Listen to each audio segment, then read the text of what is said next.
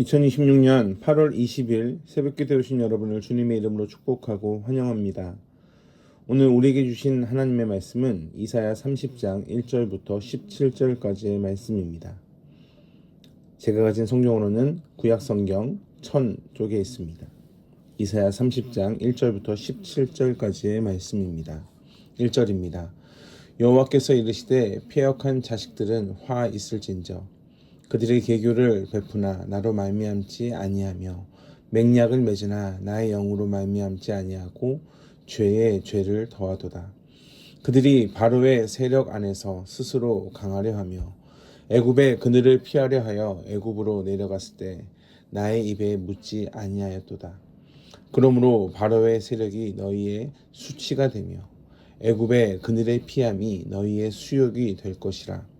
그 고관들이 소안에 있고 그 사신들이 하네스에 이르렀으나 그들이 다 자기를 유익하게 하지 못하는 민족으로 말미암아 수치를 당하리니 그 민족이 돕지도 못하며 유익하게도 못하고 수치가 되게 하며 수욕이 되게 할 뿐임이니라. 네겝 짐승들에 관한 경고라. 사신들이 그들의 재물을 어린 나귀 등에 싣고 그들의 보물을 낙타 안장에 얹고 암사자와 수사자와 독사와 및 날아다니는 불뱀이 나오는 위험하고 공고한 땅을 지나 자기에게 무익한 민족에게로 갔으나 애굽의 도움은 헛되고 무익하니라. 그러므로 내가 애굽을 가만히 앉은 라합이라 일컬었느니라. 이제 가서 백성 앞에서 서판에 기록하며 책에 써서 후세에 영원히 있게 하라. 대저 이는 패역한 백성이요 거짓말하는 자식들이요 여호와의 법을 듣기 싫어하는 자식들이라. 그들이 선견자들에게 이르기를 선견하지 말라. 선지자들에게 이르기를 우리에게 바른 것을 보이지 말라. 우리에게 부드러운 말을 하라. 거짓된 것을 보이라. 너희는 바른 길을 버리며 첩경에서 돌이키라. 이스라엘의 거룩하신 이를 우리 앞에서 떠나시게 하라 하는도다. 이러므로 이스라엘의 거룩하신 이가 이같이 말씀하시되 너희가 이 말을 업신여기고 압박과 허망을 믿어 그것을 의지하니 이 죄악이 너희에게 마치 무너지려고 터진 담이 불쑥 나와 순식간에 무너짐 같게 되리라 하셨은즉 그가 이 나라를 무너뜨리시되 토기장이가 그릇을 깨트림 같이 아낌이 없이 부수시리니 그 조각 중에 아궁이에서 불을 붙이거나 물 웅덩이에서 물을 뜰 것도 얻지 못하리라. 주 여호와 이스라엘의 거룩하신 이가 이같이 말씀하시되 너희가 돌이켜 조용히 있어야 구원을 얻을 것이요 잠잠하고 신뢰하여야 힘을 얻을 것이거늘 원하지 아니하고 이르기를 우리가 말 타고 도망하리라 하였으므로 너희가 도망할 것이요 또 이르기를 우리가 빠른 짐승을 타리라 하였으므로 너희를 쫓는 자들이 빠르리니 한 사람이 꾸짖은즉 천 사람이 도망하겠고 다섯이 꾸짖은즉 너희가 다 도망하고 너희 남은 자는 겨우 산 꼭대기에 깃대 같겠고 산 마루 위에 깃이 같으리라 하셨느니라. 아멘. 이스라엘 백성들은 출애굽을 통해 하나님의 놀라운 은혜를 경험했습니다. 이제 하나님의 백성으로 온전히 살겠습니다 라고 믿음으로 고백하며 주의 영광을 경험한 백성들입니다. 그러나 오늘 본문을 보면 다시 애굽과 동맹을 맺었다라는 것을 알게 됩니다. 출애굽 이후에 애굽으로 다시 돌아가는 너무나 큰 죄악을 보이고 있습니다. 유다 백성은 이 사실을 망각하고 하나님을 배반하고 있습니다. 그 결과가 오늘의 본문에 나옵니다. 애굽과의 동맹을 추진하며 그리고 또한 이 동맹은 하나님에 의한 계획도 아닙니다. 전적인 인간의 선택과 인간의 결정이었습니다. 그 결국 그들은 그들의 생명을 보장받지 못하며 죽음에 이르게 됩니다. 인간은 하나님이 창조주이시며 우리는 그분의 피조물이라는 사실을 놓치지 말아야 합니다. 그러니 창조주 하나님께서 우리의 인생을 주관하시고 다스린다는 것을 놓치고 나아가면서 승리를 꿈꾼다는 것은 매우 어리석은 모습입니다. 지금 유다는 애굽이 나의 피난처로 그리고 또한 나의 그늘이 될 것이다 라고 생각합니다. 하나님보다 바로의 군사력에 기대합니다. 그러나 바로도 그 군사력도 하나님이 주관하십니다. 그들의 기대와 달리 애굽은 전혀 도움이 되지 못합니다. 3절을 보면 그러므로 바로의 세력이 너희의 수치가 되며 애굽의 그늘이 피함이 너희의 수욕이 될 것이다 라고 말씀합니다. 4절에서 나오는 소아는 애굽을 상징하는 도시 중 하나입니다. 하네스는 애굽 남쪽에 있는 중요한 전략적 요충지입니다. 그러니 사신들이 소안과 하네스로 갔다는 것은 애굽 전역을 돌아다니면서 도움을 요청했다라는 말이 됩니다. 그러나 유다는 애굽으로 인한 수치를 당하게 됩니다. 5절입니다. 그들이 다 자기를 유익하게 하지 못하는 민족으로 말미암아 수치를 당하리니 그 민족이 돕지도 못하고 유익하게도 못하고 수치가 되게 하며 수욕이 되게 할 뿐이니라. 그들이 가는 길, 그 가는 길도 쉽지 않습니다. 6절을 보면 그들은 재물과 보물을 가득 싣고 그렇게 나아갑니다. 그런데 사자와 독사와 불뱀이 도사리는 위험한 땅을 지나게 됩니다. 그럼에도 그들은 갑니다. 애굽이 그들을 구원할 수 있다라고 생각하기 때문입니다. 위협을 무릅쓰고 갈 만큼 그들은 지금 매우 마음이 급합니다.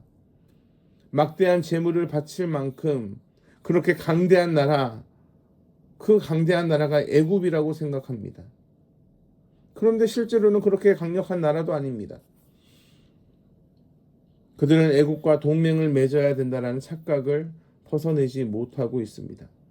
그래서 7절을 보면 라합이라는 단어가 등장하는데 여기서 라합은 우리가 흔히 아는 여리고의 라합을 말씀하는 것이 아닙니다. 히브리어로 라합라는 표현인데 성경에서는 애굽을 상징적으로 부르는 그 이름으로 사용합니다. 그런데 표현이 참 재밌습니다. 라합이 아니라 가만히 앉은 라합입니다. 큰 소리로 마치 우리가 엄청 강하다라는 것을 보이는 그런 애굽이지만 실제로는 가만히 앉은 라합, 즉 아무것도 하지 못하는 존재라는 말씀입니다. 이런 여러 가지 사실을 하나님께서 8절에 돌판과 두루마리에 기록하라라고 말씀합니다. 하나님께 반역한 결과가 어떤지 남겨놓으라는 말씀입니다. 그들은 하나님의 피조물이자 하나님의 영광이었는데 그것을 다 버려버리게 됩니다. 그리고 11절에 이스라엘의 거룩하신 이를 떠나시게 합니다. 이런 백성을 향한 하나님의 평가는 매우 명확합니다. 13절입니다. 이 죄악이 너희에게 마치 무너지려고 터진 담이 불쑥 나와 순식간에 무너짐 같게 되리라. 그리고 그들은 완전히 부서집니다. 작은 조각도 하나도 남기지 않습니다. 완전히 부서져 버립니다. 이스라엘 백성들은 홍해의 기적을 경험하고 하나님을 온전히 신뢰하며 하나님과 동행하는 것이 복이라는 사실을 그 광야에서 경험했습니다. 그러나 주변에 하나님을 모르는 나라가 강해지는 것을 보면서 하나님을 의지하지 않고 주변의 강대국을 의지하는 모습을 보입니다. 불평과 원망의 소리를 냅니다. 그럼 그들의 생각이 무엇이 있었습니까? 사실 그들의 생각과 사실 오늘을 살아가는 현대인의 생각에서도 가장 많은 것은 결국 돈입니다. 겉으로 보이기엔 지성인인 것처럼 보이고 세련되게 옷을 입고 행동하고 말을 합니다. 그러나 머릿속에는 온통 돈으로 가득 차 있습니다. 마치 학 한 마리가 매우 고상하게 서 있습니다. 멋지게 삶을 묵상하는 그림처럼 보입니다. 학이 얼마나 멋진 모습으로 서 있는지 모릅니다. 그러나 그 앞에 지나가는 개구리를 보면 그 학은 정신없이 잡아먹습니다. 오늘 본문에 유다 백성의 모습이 마치 이와 비슷합니다. 돈, 강함 이런 것 때문에 신경이 예민합니다. 그들의 인생에는 하나님이 없습니다. 그저 양육강식으로 살아가는 동물 같습니다. 그러나 하나님은 그런 우리를, 그런 마귀적인 생각을 가진 우리를 품으시고 덮으셨습니다. 오늘 본문 15절을 보면 주께서 하나님의 백성에게 무엇을 요구하십니까? 조용히 돌이킬 것을 요구합니다. 정신없이 눈앞에 있는 화려하고 강력한 것의 마음을 빼앗겨 버렸습니다. 우리에게 그래서 묵상이 필요합니다. 히브리서 3장 1절을 보면 예수님을 깊이 생각하라 라고 말씀합니다. 히브리서 3장을 넘어 히브리서 12장에 보면 생각을 넘어서 예수님을 바라보자 라고 적극적으로 말씀합니다. 어찌 보면 우리의 문제는 창조주 하나님을 너무나 피상적으로 알고 가볍게 생각하는 것에 있습니다. 믿음은 적당하게 가질 수 없습니다. 하나님을 적당하게 믿는 것은 불가능합니다. 깊은 사귐이 필요합니다. 예수님을 깊이 생각하라라는 것은 예수 그리스도께 생각을 고정시키고 묶어두는 것을 의미합니다. 사랑하는 성도 여러분, 우리가 너무 세상을 열심히 바라보고 있습니다. 그리고 피할 길을 세상에서 찾으려고 합니다. 예수님이 아니어도 얼마든지 살 수 있을 것이라고 생각하는 수준에서 벗어나지 못할 때가 있습니다. 우리가 예수님을 깊이 생각하면 생각할수록 예수님은 화려한 성전에서 왕으로 오지 않으셨습니다. 말구유로 오셨습니다. 예수님은 하나님이 자신에게 채우신 그 모든 것을 흘려보내셨습니다. 그의 생명까지 흘려보내십니다. 그리고 우리에게 말씀합니다. 예수님을 마음에 품어라.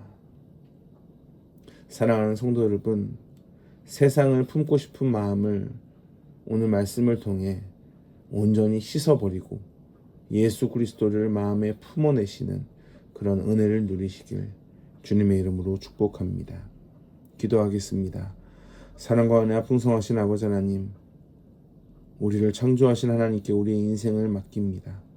우리의 삶을 인도하여 주시옵소서. 감사합니다. 사랑이 많으신 예수 그리스도의 이름으로 기도합니다. 아멘.